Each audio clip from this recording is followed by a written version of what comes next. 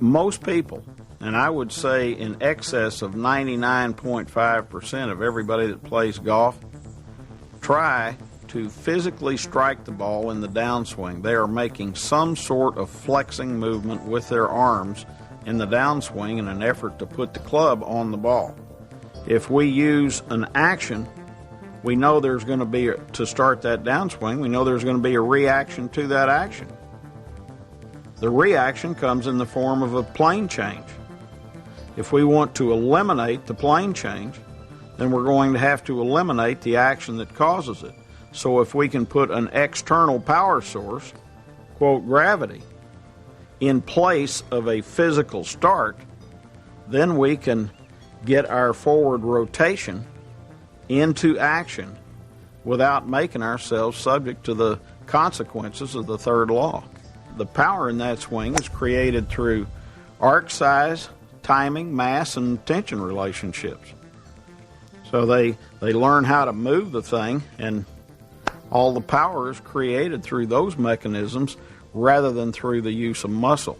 That's why if you watch some of the women that train under the gravity golf system, they have enormous distance in bodies that look like, they couldn't hit it that far. They certainly don't have the muscle to stand there and pound it from tee to green like Arnold does. So they have to use technique instead of strength. When you watch Nicklaus, he starts off, he's nice and relaxed while he's jockeying for ball position. The pickup of the ball in this swing is totally incidental to the path. There is no attempt to strike it. He could take the golf club and swing it on a circle like that, and he's not making any directive to try to come down and hit it. He starts off, firms up the arms so that the swing will start from the core of his body. There's not a takeaway with the hands and forearms. It's a core movement, which I call a heave, for lack of a better term, but it's like throwing a medicine ball. And it's done with the obliques, the pecs, and the back, and the shoulders. We have to firm the arms up to start with, otherwise we'd come back like a snake. So you have to firm up, move the core, and the move is powerful, but it's brief. At the end of the heave, we reach a point which I call the first release. That is simply a tension release where the arms go from a state of firmness to a state of total relaxation. Now, they're not going to just collapse because you've put significant momentum on your arms with that initial movement to carry the arms and club to the top of the backswing without any lift requirement beyond that 730 point. What we're trying to do is create a window of opportunity for the counterfall to start your mass into forward rotation. So we literally have to throw the tension out of the arms so that when they reach the top of the backswing, they will deadfall and allow me to get into the counterfall and get my mass into forward rotation. If you start off too slow, then I get to here, now the only way I can get it up is to do what? Lift it. Now my arms are going to be up here, and they're in a position of tension where they're stuck up here. How am I going to get them down? Pull them down. When you watch Freddie Couples hit a golf ball, he throws his arms up like a monkey. He goes just like an airplane going into a stall. He just rolls over and falls. Jack Nicklaus says right in his book, he says, I know by the time I move the golf club 1 foot in the takeaway whether or not I'm going to hit the ball perfectly. Now, if you think about that comment, you can glean from that statement that if he knows by the time he goes that far whether or not he's going to hit the ball perfectly, the entire recipe for a perfect golf swing comes in that span. Making a golf swing properly is like tripping a row of dominoes. You have to trip the first one, and every subsequent timing domino after that has to fall in order for the whole thing to work. I mean, other analogies in sports would be like doing a triple axel on ice skates. You land the jump with the heave. You have to literally heave your body, and that's a good analogy for heave. You heave yourself off the ice, and if you don't have the proper momentum when you leave the ice, you are going to under-rotate or over-rotate the jump. If you're going to land that triple axel, you're going to land it with the takeoff. The same exact thing happens in a vault, a tumbling run. The way you leave the vault is going to determine whether you stick the landing. Same thing, doing the high bar. How you leave, the momentum you have to get your body tumbling as you leave that high bar is going to determine if you've heaved yourself just right. That momentum will take you around and you'll stick the landing. The heave is responsible for three things in the golf swing. One, it's responsible for establishing the path. You've got to throw the golf club into the correct path. The heave is also responsible for throwing the tension out of your arms so that they'll drop in the change of direction. The heave is also responsible for carrying your body into the counterfall. When I heave my arms up there, my weight's going to move to my rear foot. I turn and fall off that angle. Gravity takes me back here to this foot. Gravity also starts my arms down. Now when my weight hits my left side, I land just enough against this leg to deflect my weight flow into the counterfall. The weight is up to that time is moving from side to side, laterally to the right, laterally to the left. Deflect laterally into the counterfall. There's three lateral movements in a full swing. Lateral right, lateral left, lateral backwards. We think in terms of a lateral movement as being lateral toward the target, but a lateral movement is any direction off vertical. Doesn't matter where we're going, it's going laterally from where we started. So the counterfall itself is a lateral movement. So I lean back, and here's where the whole thing happens.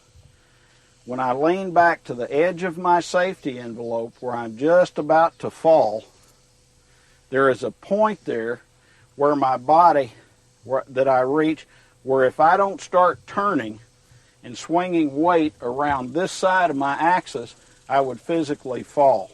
That is the point that I'm looking for. If I can learn how to drop my arms when I reach that point of effortless rotation, I can whip sling my arms through with a very gentle turn and create maximum distance with minimum effort. All this happens right at the completion of the backswing, and you go off vertical in just a millisecond or so. It happens very, very quickly, and the counterfall is offset by the weight of the arms coming through. You wind up with a net appearance of equilibrium or rotary stability, so the delivery has got to stop the continuance of the counterfall. We don't want the counterfall to get the better of the arms coming through, or vice versa. So they wind up becoming offsetting factors.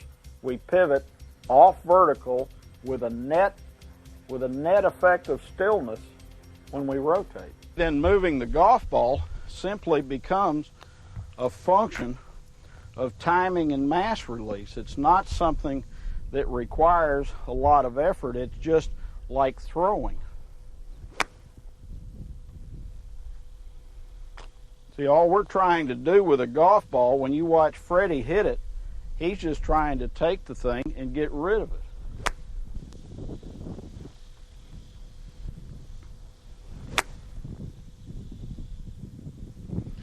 There's no more effort in that swing than what there appears, but you're seeing into the power scheme of how to create power without effort.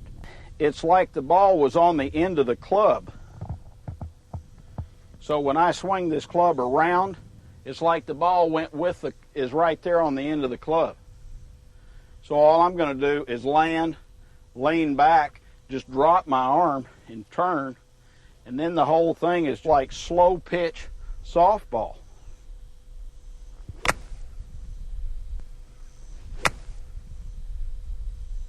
It's just a function of turning and releasing that ball off that rotation instead of trying to come down and strike it. When you watch that mechanism at full speed,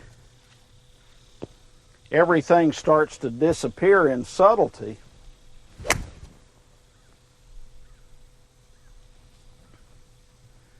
But see, you can create tremendous power on that ball without doing anything. And that's exactly what you see when you watch Freddie do that. I mean, hell, as an upper body player, when I was 25 years old, I had to go warm up for 30 minutes. Now I'm 57. I can walk straight to the first tee and tee off and never even warm up. The gravity swing is epitomized by Nicklaus, Trevino, Hale Irwin, Ernie Els. Weiskopf was a gravity player. Johnny Miller, Freddie Couples. Steve Elkington is a gravity player with a gorgeous-looking golf swing. Davis Love III. Players that use very, very little effort in the delivery. Now, if you understand what makes it work, then it will stay with you all the time. But if you don't, see, a person who starts trying to stay balanced on his feet can lose it very, very quickly. I didn't invent the gravity golf swing. All I did basically was identify it and give it a name which I felt was appropriate, because gravity helps that golf swing work in three areas. Gravity returns the weight from the right foot to the front to the left foot right at the completion of the backswing. Gravity starts the arms down. Momentum and gravity carry you into the counterfalls, and a gentle rotation of the body slings the arms to the finish of the swing. When you hit the ball with just pounds, meaning your mass hitting the golf ball, as opposed to muscle, you'll hit the ball tremendous distances with little effort. And as soon as you feel that, you'll know the difference. But until you experience the difference, you'll always think that muscle is the only way to power the golf swing. Once you realize you can actually swing softer at the golf ball and have it go further, that's the amazing thing about it. You can actually have a slower moving club head and hit the ball further than a fast moving club head. See, the gravity swing is probably the best way in the world to play if you understand it. It's the spookiest if you don't, because when you do it properly, there's no sensation of doing anything. It feels totally effortless. You just haul off and set it into motion. Nothing labors. You just go off vertical, drop your arms, and turn, do a rotary sling where your mass moves that ball instead of your muscle. See, once gravity starts helping an object come out of vertical, there is a point where an object will rotate. You reach a point to where if you don't start turning and swinging weight in front of your body, you would physically fall down backwards.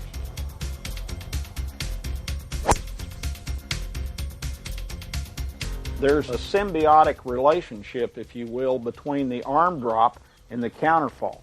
Those two mechanisms work together so that when you let your arms dead fall and you lean back, a very, very gentle turn will whip your arms through if they are tension-free. However, the body is so weak pivotally because of the lack of transverse muscle. See, all our leg muscles basically are longitudinal except for a slight slant in the gluteus muscles. The human body has extremely limited power pivotally. It is very powerful longitudinally, doing squats. But if you come up here to the top of your backswing and you start down in an effort to strike that ball and tighten your arms to hit it, it's just like reaching back, grabbing a hook back here, and you try to turn and it's holding you. You'll use your own muscle to impede your own mass rotation. I could take even most players in the NFL and hook arms with them, and they couldn't begin to rotate on me because of the lack of rotational power in the human body. And what we must learn to do in the golf swing, or not do, more correctly, is to tighten those arms and stop our mass from moving. Any of your body pounds that are not actively in rotation at the moment you make contact with a ball are not having a positive effect on that ball.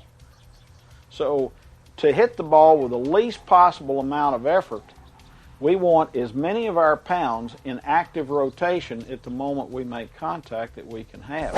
And if we tighten to hit it, you watch 99% of the people hit a golf ball on stop-action videotape. The last 3 frames prior to impact, you'll see the arms and shoulders advancing, and everything from the armpits down is momentarily stopped. They'll hit it with nothing but the top moving, and then as soon as the ball is impacted and the flex is over, then you'll see the body resume its rotation coming through. Doesn't do any good to move the meat after the ball's gone.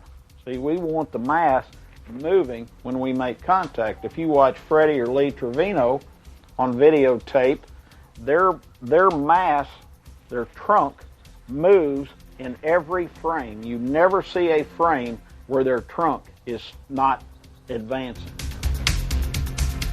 When you see an individual who swings and comes right over the top in the downswing, that's a person who is starting the downswing from a position of balance and is not making the counterfall prior to that rotation. If I'm standing in the middle of a clock and the flight line is 12 o'clock and directly behind me is 9 o'clock, the counterfall vector, when I lean off vertical before I start the delivery, is going to be at about 9:30, approximately 70 degrees from to the left of the flight line in a right-handed player. And I have to land, go off vertical, then turn. And if I go off vertical in the proper amount, then the weight of my arms and club coming through will not pull me off balance. Now, the harder I want to hit it, the deeper I have to go off vertical before I start that forward rotation. Otherwise, the increased arm speed will get the better of the counterfall and pull me back out of it. So that counterfall is going to vary in increment. I mean, you don't need as much counterfall to hit a 2-foot putt correctly as you do a 300-yard drive, but you still need some. The third law says that for every action, there's an opposite and equal reaction. The key word in that law is every. The law doesn't say for 300-yard drives the law is applicable, and for 2-foot putts it goes away. Ask Scott Hoke if you can change the plane on a 2-foot putt. He'll tell you right now it can change your life if you do it at the wrong time.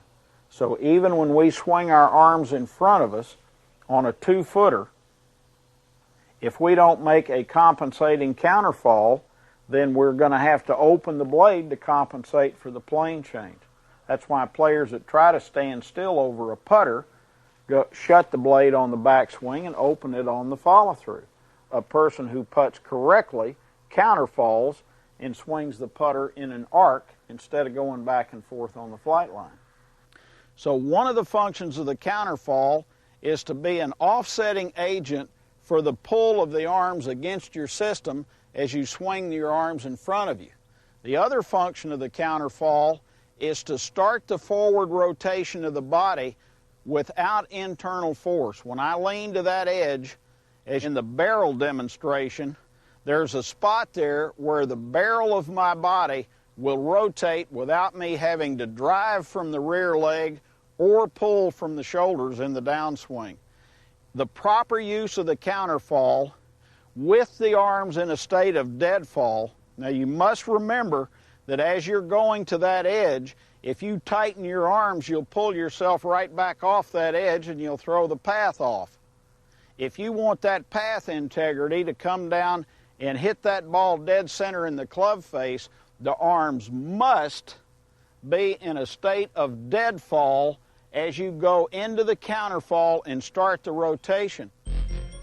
Once gravity has started the arms down and gravity has taken us into the counterfall, then as we turn through, we can take our or left glute and just torque blend some rotary sling coming from within the pivotal axis to those arms and create acceleration with them. And your ability to do that without throwing yourself off plane is going to be determined by how fast you can make it go, is going to be determined by how far you are off vertical before that rotation starts. The deeper you are in the counterfall before you start the forward rotation, the faster you're going to have to turn in order to get the weight of the arms and club to stop the continuance of the counterfall. The paradox in this mechanism is that it's extremely powerful if you stay out of the way and let it operate. If you put a jerk in the middle of it, you'll throw the barrel, so to speak, off its edge, and you'll come right out of plane. So once you know how to go off vertical in the counterfall and drop your arms and turn, then you'll start hitting that golf ball with your mass instead of your muscle. You're going to hit golf shots like nothing you've ever imagined before. Believe me when I tell you that anybody can learn to hit a golf ball like Lee Trevino or Freddie, but you must understand what you're doing.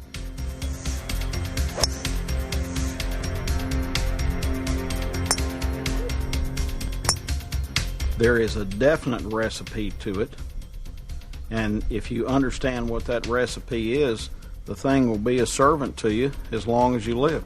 Gravity works every day for all of us.